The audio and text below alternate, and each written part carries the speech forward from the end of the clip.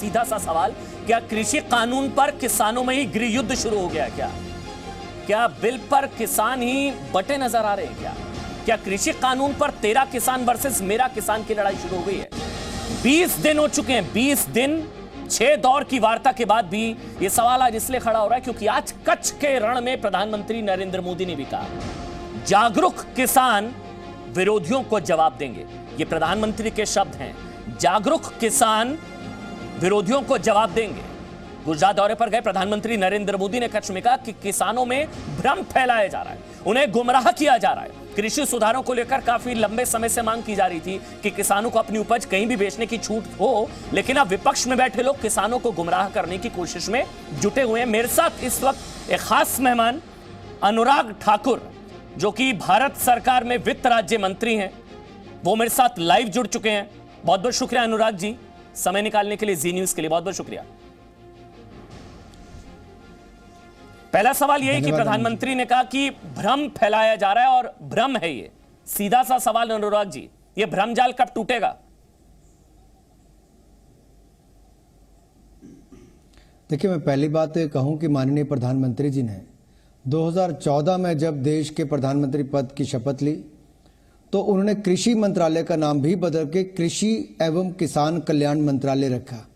किसानों की भलाई के लिए प्रधानमंत्री फसल बीमा योजना लाए। अगर आप आंकड़े उठाकर देखेंगे तो फसल का मुआवजा भी 3 गुना ज़्यादा मिलना शुरू हुआ, जो पहले मिलता था उससे ज़्यादा मिला है। इसके अलावा पीएम किसान योजना लाए कि किसानों के खाते में 6,000 रुपये के किसान के खाते में डालें। 12 करोड़ किसानों को लगभग 75,000 करोड़ रुपया साल सरकार का डालती है। किसानों की आय दुगनी हो 2022 तक, इसके लिए सारे कदम उठाए गए। स्वामीनाथन कमेटी की रिपोर्ट तो आई थी, लागू कोई नहीं करता था। मोदी जी ने वो भी लागू किया कि लागत प्लस 50% मुनाफा, ये हमारी सरकार ने तय किया। फिर एमएसपी के दाम अमन जी हमने लगातार बढ़ाए हैं। 2014 से लेकर 2020 तक का आप रिकॉर्ड उठाकर देखिए, कांग्रेस के मुकाबले हमने अगर गेहूं और धान का देखेंगे 43% वृद्धि की, दलहन तिलहन का देखेंगे तो 60 से 70% वृद्धि की, और अगर खरीद को भी देखेंगे तो गेहूं की खरीद 73% ज्यादा बढ़ी और धान की 114% ज्यादा बढ़ी। ये अपने आप दिखाता है कि हमने एमएसपी को जारी भी रखा, एमएसपी के दाम भी बढ़ाए और खरीद भी पहले से ज्यादा की और खरीद केंद्र बढ़ाने का काम भी किया। लेकिन जो चिंता अमन जी आपने व्यक्त की है कि आखिरकार ये किसान भाई कुछ राज्यों के आज धरना प्रदर्शन क्यों कर रहे हैं, मैं यही कहना चाहता हूं, कहीं ना कहीं गुमराह किया गया है, सच्चाई नहीं बताई गई है। क्योंकि कुछ राजनीतिक दल 2022 को एक चुनाव के रूप में देखते हैं, लेकिन नरेंद्र मोदी जी 2022 को किसानों की आय दुगना करने वाला वर्ष देखते हैं। ये कुछ राजनीतिक दल जिन्होंने वायदा किया था कि अपने राज्यों में किसानों के कर्जे माफ करेंगे, आप उनके राज्यों का आंकड़ा उठाकर देखिए, पंजाब का ही देख लीजिए। जिस किसान के घर से कैप्टन अमरिंदर सिंह जी ने कर्जा माफी की शुरुआत की थी अपना चुनाव लड़ने से पहले, उसका कर्जा भी आज तक माफ नहीं कर पाए। किसानों के कर्जे माफ नहीं हुए पंजाब में भी, राजस्थान में, बाकी राज्यों। एक सवाल, लेकिन अनुराग एक सवाल, अब ये लोग किसानों को गुमराह कर रहे हैं। अनुराग एक सवाल, ऐसा कैसे हो गया? क्योंकि मोदी सरकार में तो कम्युनिकेशन स्ट्रेटेजी मतलब बहुत शानदार मानी जाती है, कम्युनिकेशन खासकर। ऐसा कैसे हो गया कि भ्रम और गुमराह करने वाले सफल हो गए और आप लोग जो सच कह रहे हैं, आप कह रहे हैं सच, हम कह रहे हैं किसानों का फायदा है, आप लोग पिछड़ गए और भ्रम और गुमराह करने वाले कामयाब हो गए, किसानों को गुमराह वो कर पाए। ये कम्युनिकेशन फेलियर रहा, कम्युनिकेशन गैप कैसे हो गया? देखिए, 2 बातें मैं कहूंगा। जब ये राज्यों की जिम्मेदारी भी उतनी ही बनती थी कि आखिरकार किसान जो है वो अन्नदाता गिना जाता, तो क्या केवल भारतीय जनता पार्टी के लिए नहीं, समस्त देश के लिए संपूर्ण राज्यों की जिम्मेदारी बनती है कि वो अपने अपने राज्यों में इन बिलों का लाभ बताते। 2013-14 में राहुल गांधी जी और अजय माकन जी ने प्रेस कॉन्फ्रेंस करके कहा कि हमने अपने 11 मुख्यमंत्रियों से बात की है और वो मानते हैं कि हमें एपीएमसी एक्ट में बदलाव करना चाहिए, मंडी एक्ट से बाहर आना चाहिए। और ये अपने 2014 के घोषणा पत्र में भी कहते हैं कि बदलाव करेंगे, लेकिन इन लोगों को अवसर नहीं मिला। हम लोगों ने किया, इनको तो समर्थन करना चाहिए था, इन लोगों ने नहीं किया उसको। इसीलिए मैं आपसे कहना चाहता हूं कि ये लोग केवल गुमराह करने का काम कर रहे हैं, जो दुर्भाग्यपूर्ण है। नहीं, लेकिन ये और हमें अगर कोई कमी रही अनुराग भी भाई, होगी ये आप तो कहीं मैं इतना ही मानेंगे? कहूंगा, हमने लगातार ये आप मानेंगे अनुराग ठाकुर की कम्युनिकेशन हमने फेलियर लगातार रहा, इनसे बात की है, बातचीत जारी है। या इन कम्युनिकेशन फेलियर या फायदे आप नहीं, गिना ऐसा नहीं नहीं पाए है। देखिए, किसानों को? नहीं, देखिए, दो बातें हैं। कृषि मंत्री जी ने संसद में जब बिल पास हुए तब भी बड़े स्पष्ट तौर पर कहा कि एमएसपी था, एमएसपी है, एमएसपी रहेगा। और बिल पास करने के बाद हमने एमएसपी के दाम बढ़ाए भी। इसके अलावा हमने कहा एमएसपी प्रशासनिक प्रक्रिया पहले थी, आज भी प्रशासनिक प्रक्रिया है, और हम लिखित रूप में देने के लिए तैयार है कि एमएसपी जारी रहेगा। अब कोई समझना ना चाहे, जी टीवी रोज दिखाता है कि इससे किसानों को कितना लाभ होने वाला है। अगर कोई ना समझना चाहे, उनका एजेंडा दूसरा हो, साथ में 4 तरह की मांगे कोई और रखकर आए, तो जो बिल का हिस्सा है हम तो उस पर बात कर रहे हैं। किसानों का क्या एजेंडा? हमने एक एक बिंदु पर किसानों को आश्वस्त करने का काम किया है। किसानों का एजेंडा नहीं, किसानों के पीछे जिन लोगों का एजेंडा है वो लोग कुछ वर्ग को गुमराह करने का काम कर रहे हैं। बहुत सारे किसान इस संगठनों ने माननीय कृषि मंत्री, प्रधानमंत्री जी का बधाई भी दी है, धन्यवाद भी किया है कि आप ये कानून लेकर आए। इससे पिछले कुछ महीनों में हमारी आय में बढ़ोतरी हुई और देश को इसकी जरूरत थी। हर ऐसे बुद्धिजीवी ने लिखा कि हम 40-40 साल से मांग कर रहे थे कि किसानों के लिए बदलाव हो, कि किसान देश के किसी व्यक्ति को किसी दाम पर, किसी स्थान पर अपनी फसल बेच सके। ये मोदी सरकार ने करके दिया। लेकिन अमन जी, अगर कोई समझना ना चाहे या अड़ जाए, आपको याद कराऊं, जन लोकपाल और लोकपाल, इसमें अड़े रहते थे लोग। मीडिया के मित्र भी पूछते थे यस और नो, जन लोकपाल और लोकपाल। आज कहां वो विषय है, क्योंकि कोई उसकी गहराई में, बारीकी में नहीं गया कि इसका फर्क क्या पड़ेगा। हमने इसका पूरा अध्ययन करके बिल बनाया है कि इससे किसानों की जमीनें भी सुरक्षित रहेंगी, उनको अच्छे दाम भी मिलेंगे, उनकी आमदन भी दुगनी होगी, और हम कृषि आधारभूत ढांचे पर 1 लाख करोड़ रुपया देश में खर्च करने वाले हैं कि वेयर हाउस, कोल्ड स्टोरेज और रेफ्रिजरेटेड ट्रेन चलाने का काम भी करेगी। तो नरेंद्र मोदी की सरकार करने वाली है। मैं आपकी सारी बातें मान रहा हूं।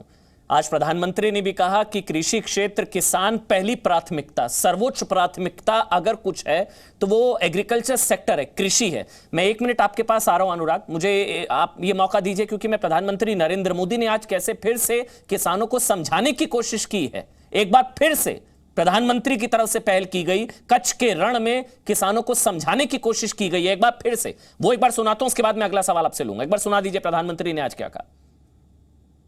क्या कोई डेयरी वाला आपसे दूध लेने का कॉन्ट्रैक्ट करता है तो आपकी गाय भैंस ले जाता है क्या?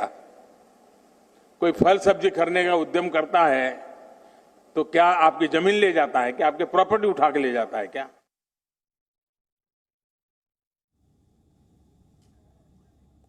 अनुराग जी, यही तो भ्रम फैलाया गया, जमीन चली जाएगी। प्रधानमंत्री ने कहा कि दूध को लेकर कॉन्ट्रैक्ट होगा, कोई आपकी भैंस या गाय थोड़ी ना लेके चला जाएगा। ये कौन सी ताकतें हैं जो किसानों को गुमराह कर रही हैं? ये कौन सी ताकतें हैं? मैं ये जानना आपसे चाहूंगा, कौन लोग हैं ये? अमन जी, दो बातें मैं कहूं। जहां तक किसानों की जमीन की बात है, ये पहली बार प्रावधान किया गया है कि केवल 1 पेज का फॉर्मेट बनेगा जिसमें किसान केवल फसल का ठेका करेगा। यानी कि ठेकेदार केवल फसल की बुआई कर सकता है, कटाई कर सकता है, उसका जमीन पर कोई अधिकार नहीं। वो जमीन पर कुछ बना भी नहीं सकता है। अगर बनाता भी है तो जैसे ही कॉन्ट्रैक्ट खत्म होता है वो उसको अपना वो ढांचा उखाड़ना पड़ेगा। नहीं उखाड़ता है तो वो ढांचा भी किसान का ही हो जाएगा। ये प्रावधान कानून में मोदी सरकार ने किया, ये ताकत किसान को दी है। जैसा आपने मुझे अभी कहा कि मोदी जी ने बड़े साफ शब्दों में, आसान शब्दों में कहा कि आपकी सब्जी का ठेका होता है, दूध का होता है, कोई गाय या आपके खेत को नहीं लेके जाता है। ऐसे ही यहां पर होगा। लेकिन दुर्भाग्य यह है अमन जी कि यहां पर हुआ क्या, हमने देश को सच बताने का प्रयास किया। देश के अधिकतर राज्यों में कोई दिक्कत नहीं है। 1-2 राज्यों में जहां सरकार ही अपने प्रशासन का दुरुपयोग करके किसानों को गुमराह करने में लगी है, तो इसमें बताइए क्या होगा। क्या वो मुख्यमंत्री खुद किसान है? क्या वहां का विपक्ष का नेता खुद किसान है? वो तो बड़े बड़े धन्ना सेठ हैं, कोई महाराजे हैं, कोई बड़े बड़े व्यापारी हैं, उनको किसान कोई नहीं मानता। लेकिन वो अपनी राजनीति में लाभ उठाने के लिए किसानों के कंधे पर बंदूक चलाए। मैं सभी उन लोगों की बात कर रहा हूं जो सत्ता में हैं लेकिन किसानों को गुमराह करने की बात कर रहे हैं। और कैप्टन अमरिंदर सिंह जी पर तो मैं सीधा स्पष्ट तौर पर कहना चाहूंगा कि कैप्टन साहब, आपने न किसानों के कर्जे माफ किए, आप मंडियों में केवल टैक्स लगाकर किसानों को पीड़ित ही करते हैं। हम तो व्यवस्था दे रहे हैं कि मंडी में किसान जाना चाहे मंडी में जाए, लेकिन मंडी के बाहर भी वो अपना फसल बेच सके, ये प्रावधान हमने करके दिया है। इस पर क्या गुमराह है? मुझे एक चीज बताइए, कैप्टन साहब और इनके सांसद कहते हैं मुझे एक चीज कि अगर मंडी नहीं होगी तो हमारी सड़कें नहीं बनेंगी। जी, सब आप सरकार की तरफ से, चाहे प्रकाश जावड़ेकर हो, पूरी सरकार हो, नरेंद्र सिंह तोमर हो, तमाम बड़े मंत्री कह रहे हैं कि आंदोलन अब किसानों का आंदोलन नहीं रहा। कह रहे हैं कि यह हाईजैक हो गया है, कुछ देश विरोधी ताकतें, शाहीन बाग गैंग से लेकर टुकड़े टुकड़े गैंग, ये सारी चीजें अब एक्टिव हो गई हैं। तो फिर अब होगा क्या? किसान भाई सड़कों पर तो हैं, आप कुछ भी कहिए, भटके हुए हैं, गुमराह इनको किया गया है, बरगलाया गया है, लेकिन आपको ही मनाना होगा। कैसे करेंगे? इन ताकतों से, इन गैंग से, इन शाहीन बाग, इन सबसे कैसे लड़ेंगे अगर हाईजैक हो गया ये आंदोलन? तो अमन जी, मैं यहां पर दो चीजें कहना चाहूंगा। पहली बात, लोकतंत्र में बातचीत से ही समस्या का समाधान होता है। बातचीत सरकार ने निरंतर जारी रखी है।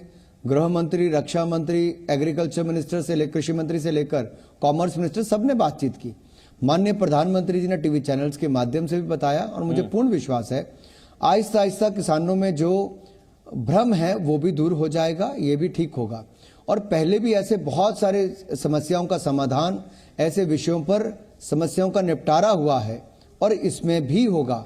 हम चाहते हैं कि किसान भाई और बहनों का भला हो, इसीलिए कानून लाए गए हैं। और अगर किसी किसान भाई के मन में ऐसा लगता है कि उसका नुकसान होगा तो नहीं, एक मिनट, मुझे एक मिनट पूरा करने दीजिए, पूरा करने दीजिए कि अगर प्रधानमंत्री इन्हीं पे चाह रहा था इस, क्योंकि ये भी तो किसानों को मैं इतना कहूंगा कि बोलिए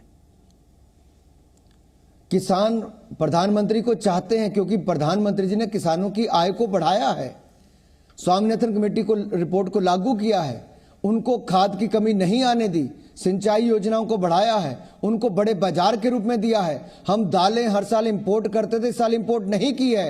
इसलिए किसान भाइयों को कहना चाहता हूं, स्टेबलाइजेशन फंड हमने वित्त मंत्रालय से बनाया कि अगर दाम अच्छा ना मिले तो 500 करोड़ रुपए हमने अलग से रखा कि जब कीमत ठीक हो जाए तब वो मिले। एक बात मैं यहां पर किसान भाइयों से हाथ जोड़कर निवेदन करना चाहता हूं, 70 साल आपने पुरानी व्यवस्था देखी, केवल 2 साल आप नए कृषि कानून का लाभ उठाकर देखिए, आपको इसका निश्चित तौर पर फायदा होगा। अगर आपको फिर भी लगता है कोई नुकसान हुआ, हम खुले मन से विचार करेंगे। और इस आपदा के समय भी हमने 72,000 करोड़ रुपए से ज्यादा खर्च करके रबी और खरीफ फसल को खरीदने का काम मोदी सरकार ने किया। 2.5 करोड़ किसानों के नए किसान क्रेडिट कार्ड हमने बनाकर दिए। 2 लाख करोड़ रुपया किसानों को हमने पिछले 3 महीनों में दिया। हम तो किसान को ट्रैक्टर से लेके, पानी से लेके, खाद से लेकर आय दुगना करने का और अन्नदाता को ऊर्जा दाता बनाने का काम भी कर रहे हैं। हम अपनी ओर से कोई कमी अमन जी नहीं छोड़ेंगे किसान को समृद्ध, संपन्न और खुशहाल बनाने के लिए। और मैं जी टीवी के माध्यम से कहना चाहता हूं, जो देश का सबसे लोकप्रिय चैनल है, कि किसान भाइयों, जी टीवी भी आपको बार बार दिखाता है कि कैसे मोदी जी ने किसानों के हित में कदम उठाए। इसके एक एक विषय को ध्यान से समझिए और सरकार की मदद कीजिए, आपकी भी आय दुगनी होगी। बहुत बहुत शुक्रिया अनुराग ठाकुर, भारत सरकार में वित्त राज्य मंत्री। अपील कर रहे हैं कि 2 साल एक बार कोशिश कीजिए, 70 साल पुराने धर्रे पर चले हैं, 2 साल नए कानून के हिसाब से चलकर देखिए, आपको फायदे खुद ब खुद नजर आएंगे।